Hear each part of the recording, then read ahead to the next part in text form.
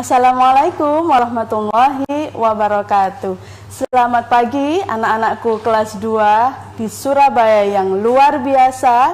Pagi ini kalian belajar dengan Bu Nityah Eka Wulansari dari SD Kiai Ibrahim. Anak-anakku, pada pagi hari ini kita akan belajar di tema 5, subtema 2, pelajaran bahasa Indonesia tentang kosakata baru dalam puisi. Oke anak-anakku? Nah, sebelum kita mempelajari makna kata baru dalam puisi, sebaiknya kita akan berdoa dahulu supaya pembelajaran pada pagi hari ini bisa bermanfaat bagi kalian semuanya. Oke? Bismillahirrahmanirrahim. Berdoa dengan keyakinan masing-masing, dimulai. Berdoa selesai.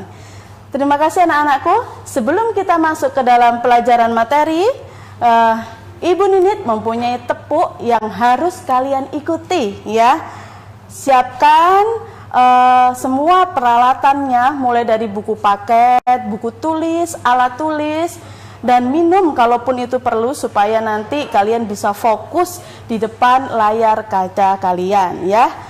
Yuk, mari kita melakukan namanya tepuk semangat. Sebelumnya akan Bu Ninit contohkan terlebih dahulu ya. Tepuk semangat. Semangat.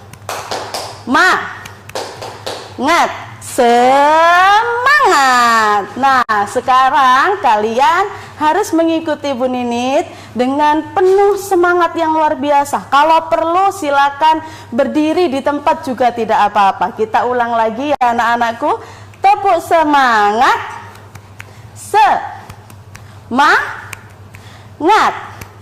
Semangat. Baik, luar biasa semangatnya. Terima kasih ya. Nah, silahkan disimak ke layar kaca kalian secara sesama. Kita belajar di tema 5, subtema 2, pelajaran bahasa Indonesia dengan materi kosakata baru dalam puisi. Apa yang dimaksud dengan kosakata baru dalam puisi akan Bu Ninit bahas di sini semuanya ya. Kalian silahkan fokus. Tujuan pembelajaran pada pelajaran bahasa Indonesia hari ini adalah yang pertama, kalian dapat mengetahui pengertian puisi. Selanjutnya, kalian juga dapat mengetahui ciri-ciri puisi yang ada beberapa macam nantinya ya anak-anak. Dan yang terakhir adalah kalian dapat menemukan kosakata baru dalam puisi yang nanti akan Bu Ninit tunjukkan bagaimana langkah-langkah dan cara-caranya untuk menemukan kosakata baru dalam puisi. Oke. Nah, yang pertama kita harus bahas adalah tentang pengertian puisi. Puisi adalah merupakan karya sastra yang menggunakan kata-kata indah dan kaya dengan makna. Yang penting di pengertian puisi, silakan dilihat di layar kaca kalian anak-anak. Di situ ada menggunakan kata-kata indah dan kaya dengan makna. Sehingga nanti kalian membutuhkan yang namanya kamus bahasa Indonesia, yang di dalam kamus tersebut kalian dapat mengetahui arti-arti kosakata baru di dalamnya dan bisa kalian cari di kamus bahasa Indonesia tersebut. Selanjutnya, ciri-ciri puisi. Apa saja yang termasuk atau apa saja yang dinamakan puisi meliputi 1. Puisi memiliki judul. Judul ini bisa tentang alam, menceritakan alam. Judulnya juga bisa menceritakan tentang keinginan atau juga judul yang tentang cita-cita atau tentang hewan dan yang lainnya ya. Tergantung si pembuat puisi tersebut. Dan yang kedua, terdapat bait yang terdiri atas beberapa baris.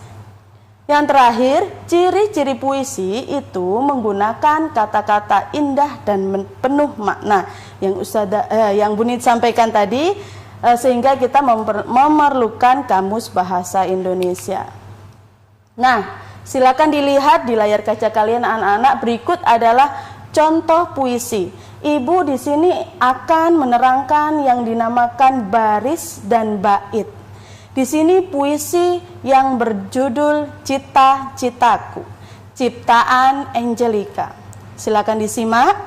Suara indah alat musik, alunannya tenang mendayu, seakan selalu berbisik, aku akan selalu ada untukmu. Aku suka alat musik itu karena aku ingin menjadi pemainnya. Inilah cita-citaku, menjadi pemain bola. Langkah-langkah ku jalani, semua cobaan ku lewati untuk mendapat apa yang aku inginkan, semua akan ku perjuangkan. Nah, sekarang pengertian baris. Yang Bu Ninit garis bawahi di atas sendiri, suara indah alat musik itu yang dinamakan baris anak-anak ya. Itu baris yang pertama. Yang kedua, alunannya tenang mendayu, itu baris yang kedua. Kemudian seakan selalu berbisik, itu baris yang ketiga. Selanjutnya, aku akan selalu ada untukmu, itu baris keempat. Nah, sekarang kita belajar tentang bait. Bait adalah kumpulan dari baris-baris. Jadi 4 baris itu digabungkan menjadi 1 bait. Jadi bait adalah kumpulan beberapa baris. Bu Ninit, apakah 1 bait itu pasti ada 4 baris? Tidak. Di dalam puisi, di dalam 1 bait itu bisa terdapat 3 baris, bisa terdapat 4 baris, dan di dalam 1 bait itu juga bisa terdapat 5 baris, tergantung pembuat puisi ya anak-anakku. Jadi kalian jangan bingung kalau nanti menjumpai puisi yang 1 baitnya ada 3 baris, ya tidak apa-apa. Selanjutnya bait yang kedua, aku suka alat musik itu sampai menjadi pemain bola. Itu bait kedua juga ada 4 baris di puisi Cita-Citaku. Silahkan dilihat lagi di bait yang terakhir anak-anak. Di situ ada ke bait yang ketiga, yaitu dari baris langkah-langkah ku jalani sampai ke baris yang terakhir, semua akan ku perjuangkan. Di situ juga bait yang terakhir terdapat 4 baris ya anak-anakku. Nah, setelah ini kalian harus tetap berada di depan layar kaca kalian karena Bu Ninit akan kembali lagi dan tetap setia dalam program Belajar dari Rumah bersama Guruku.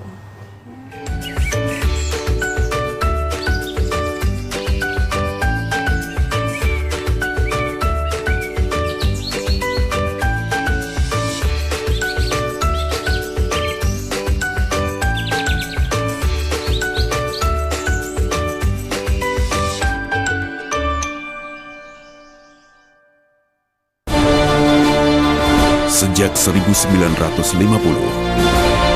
Emco mengabdi, mengubah yang biasa menjadi luar biasa.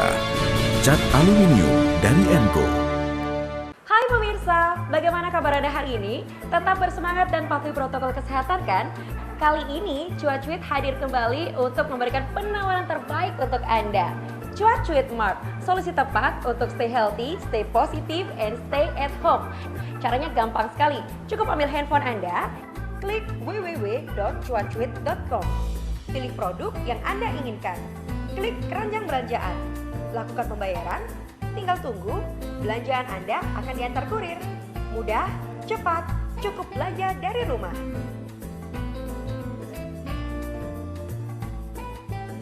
Dapatkan semua kemudahan berbelanja dari rumah, harga murah, belanja dari rumah.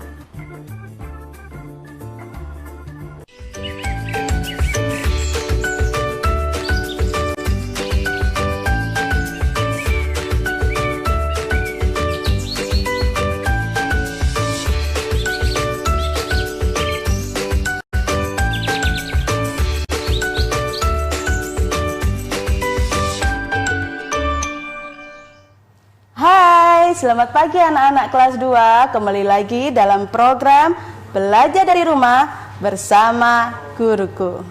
Nah, tadi di segmen 1 Ibu menerangkan tentang pengertian baris dan bait. Setelah ini akan Ibu tayangkan bagaimana caranya membacakan puisi yang bagus dan luar biasa. Nah, silakan disimak ya anak-anak. Ini ada salah satu teman kalian yang akan membacakannya untuk anak-anak kelas 2 di Surabaya.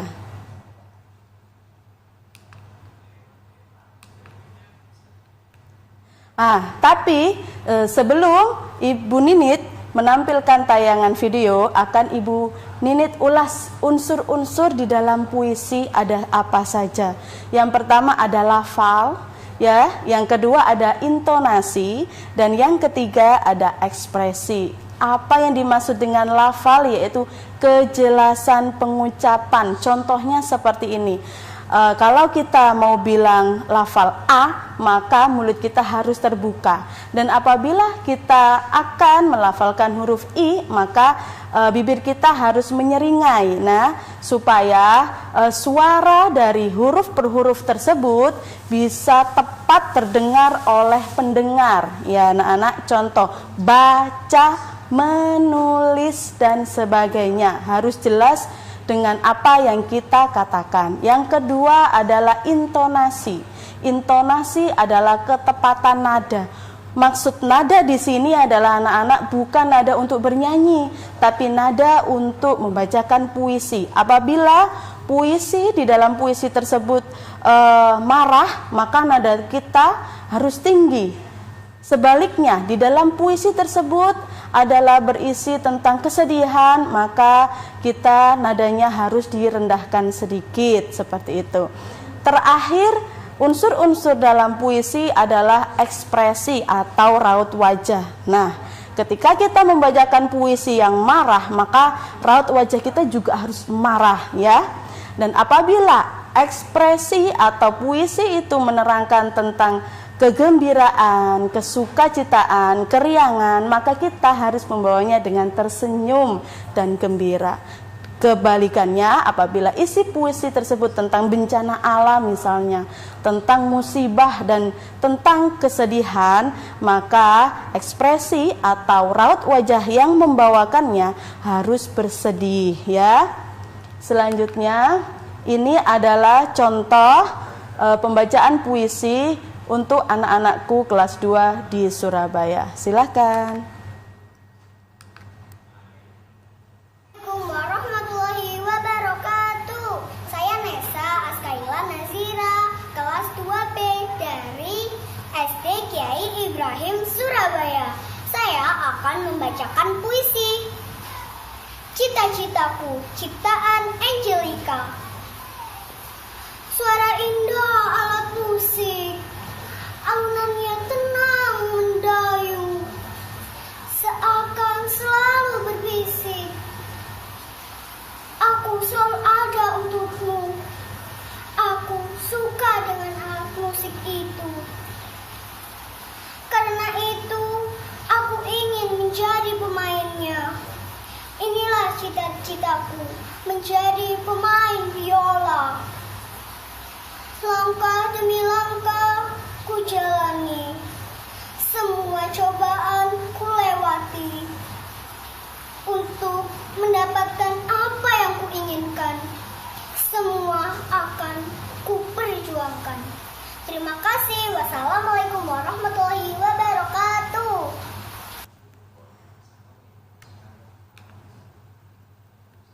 Assalamualaikum warahmatullahi wabarakatuh. Nah, anak-anak, itu adalah video contoh bagaimana cara penyampaian puisi, ya. Bisa dilihat ekspresi, suara, ketepatan nadanya semua sudah bagus dan benar, sehingga kita yang mendengarkan puisi tersebut faham atas apa yang dimaksudkan oleh penulis, seperti itu, ya. Nah, sekarang kita akan belajar mengenai kosakata. Pengertian dari kosakata. Di dalam puisi terdapat kosakata baru. Nah, kosakata itu sendiri adalah kata-kata yang memiliki arti tertentu. Yang Bu Nini tadi bilang, bisa jadi kita memerlukan kamus bahasa Indonesia untuk mencari arti kosakata baru tersebut ya. Selanjutnya, ini adalah cara menemukan dan mengartikan kosakata baru. Nah, di buku paket kalian tentunya ada contoh puisi yang tertulis di dalamnya. Bagaimana cara menemukan kosakata baru? Yaitu yang pertama, baca dahulu seluruh puisi dengan seksama dan dengan sungguh-sungguh. Dan cara yang kedua, pilih kata-kata yang kamu anggap baru. Karena setiap anak atau setiap siswa dan setiap siswi pasti akan berbeda. Dia mengetahui kata-kata yang satu ini, tapi kata yang setelahnya dia tidak mengetahui. Maka dari itu, pilih kata-kata yang kamu anggap baru, kemudian tentukan arti kata-kata baru dan carilah arti di Kamus Besar Bahasa Indonesia. Akan Bu Nini perjelas di poin yang ketiga. Temukan arti kata-kata baru ini bisa dengan cara menggarisbawahi kata-kata yang sukar atau yang sulit kalian mengerti. Digarisbawahin dulu nak, boleh pakai pensil, boleh pakai pulpen ataupun alat bantu warna seperti stabilo dan yang lain-lain ya. Sehingga kalian nanti bisa menulis ulang kata yang kalian pilih. Kemudian yang terakhir barulah dicari arti kata-kata baru yang tidak kalian fahami ya. Nah, selanjutnya ini adalah contoh puisi yang barusan tadi dibacakan oleh teman kita yang berjudul Cita-Citaku ya. Di dalam puisi Cita-Citaku ada kosakata baru satu, yaitu kata alunannya. Yang kedua adalah kata tenang, selanjutnya kata mendayu, dan selanjutnya kata berbisik. Nah, di sini Bu Ninit kasih warna yang berbeda agar kalian paham caranya, bagaimana cara mencari kosakata baru dengan seperti ini ya. Kalau kalian boleh digarisbawahi. Nah, selanjutnya setelah dicari, maka kalian harus menulis ulang kata yang sulit tersebut di buku. Yang tadi satu alunan, yang kedua adalah tenang, dan yang ketiga adalah mendayu, dan yang terakhir adalah berbisik. Nah, setelah ini akan Bu Nini sampaikan apa arti dari kosakata tersebut. Tapi sebelumnya kita jeda dulu dan tetap dalam program Belajar dari Rumah bersama Guruku.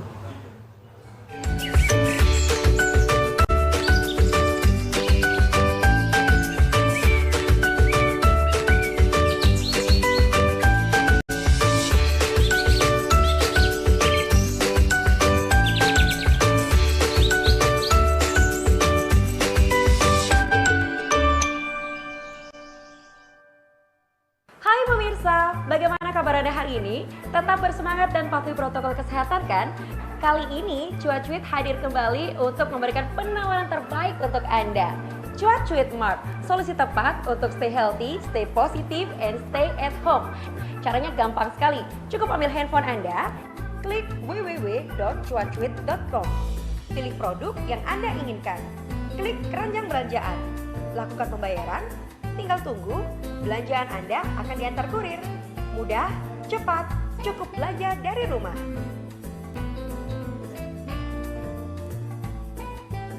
Dapatkan semua kemudahan berbelanja dari rumah. Harga murah, belanja dari rumah.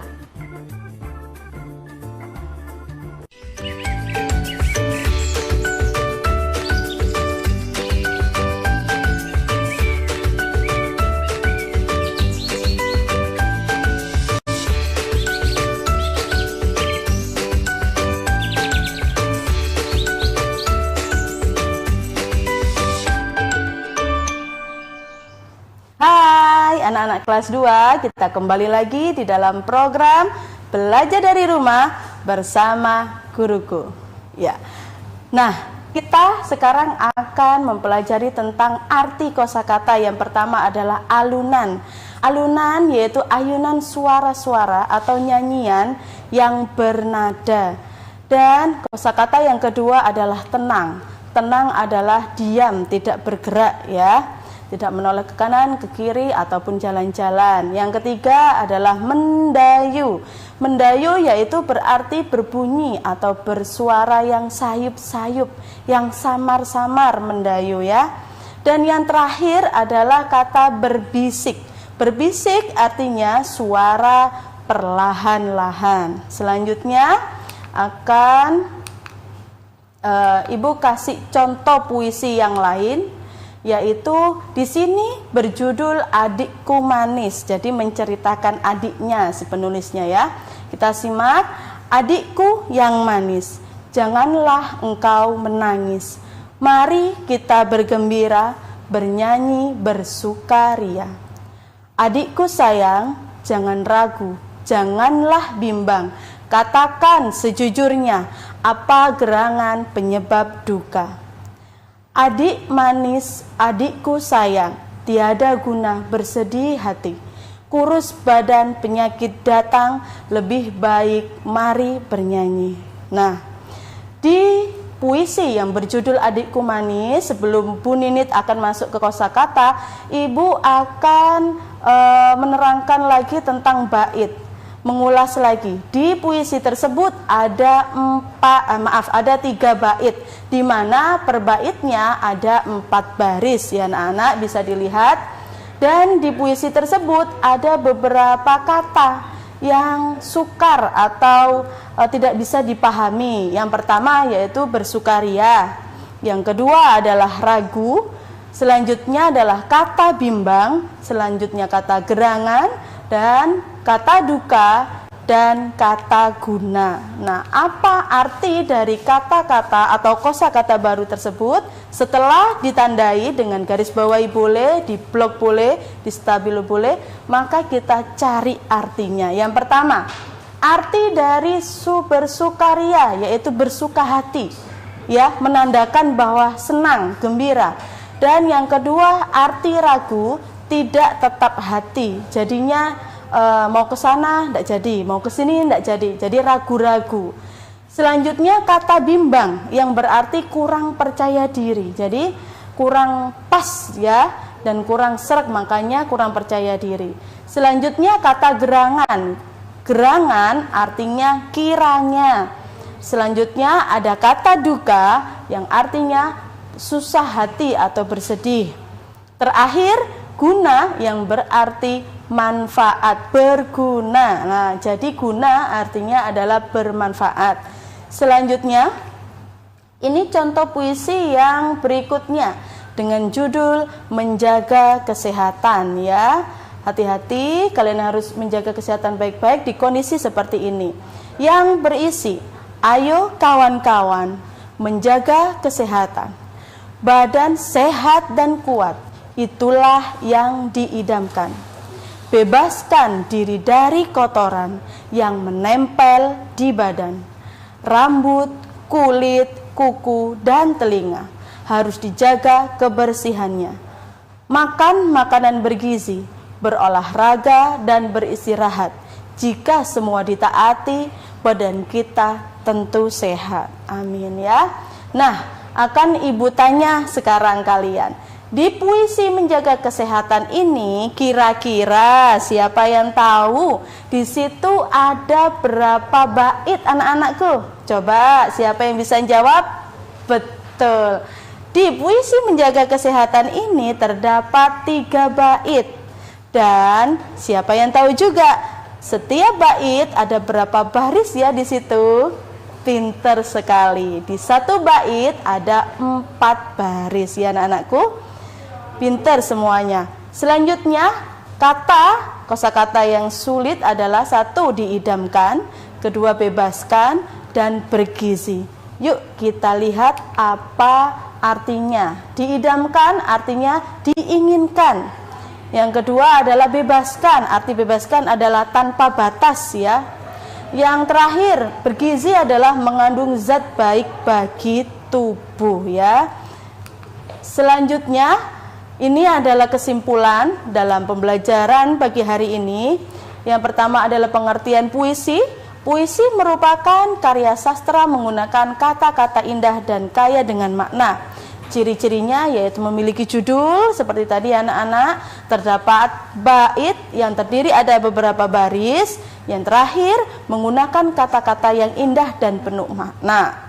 Nah, kemudian pengertian kosakata, kata yang memiliki arti atau makna. Baca, nah sekarang adalah cara-cara mengetahui arti kosakata baru, yaitu dengan membaca keseluruhan. Yang kedua yaitu pilih kata-kata yang kamu anggap baru, dan yang terakhir baru temukan arti kata-kata baru tersebut di dalam Kamus Besar Indonesia. Tentunya dibantu ayah bunda juga tidak apa-apa. Selanjutnya inilah oleh-oleh pembelajaran pada pagi hari ini, yaitu tugas untuk kalian. Silakan diamati. Di sini ada puisi Bersih Itu Sehat. Hari Minggu telah tiba, warga kampung bekerja bakti semua, membersihkan lingkungan rumahnya agar bersih dan indah. Bersih itu sehat, bersih makanan, minuman, dan badan, juga pakaian serta lingkungan. Ayo kawan, jagalah selalu kebersihan agar badanmu selalu sehat, menyongsong masa depan dengan gemilang. Ya. Nah, kosakata yang perlu kalian cari di rumah adalah kosakata kampung. Silakan dicari artinya. Kosakata menyongsong dan kosakata gemilang. Di sini Ibu Ninit berpesan, apabila kalian bisa mengerjakan tugas kalian secara mandiri dan sendiri, janganlah mengganggu kedua orang tua kalian sedang bekerja atau yang sedang sibuk dengan yang lainnya ya. Jadilah pribadi yang mandiri ya. Nanti kalau kalian kesukaran atau kesulitan, barulah boleh tanya ke ayah dan bunda atau kakak ya anak-anakku. Nah, sekian dari Bu Ninit untuk pelajaran hari ini. Selamat mengerjakan tugasnya. Tugasnya silakan dikerjakan, bisa difotokan dan dikirimkan ke ibu bapak guru kalian masing-masing ya. Sekian, mohon maaf atas segala kekurangan. Kita berjumpa lagi di dalam program Belajar dari Rumah bersama Guruku.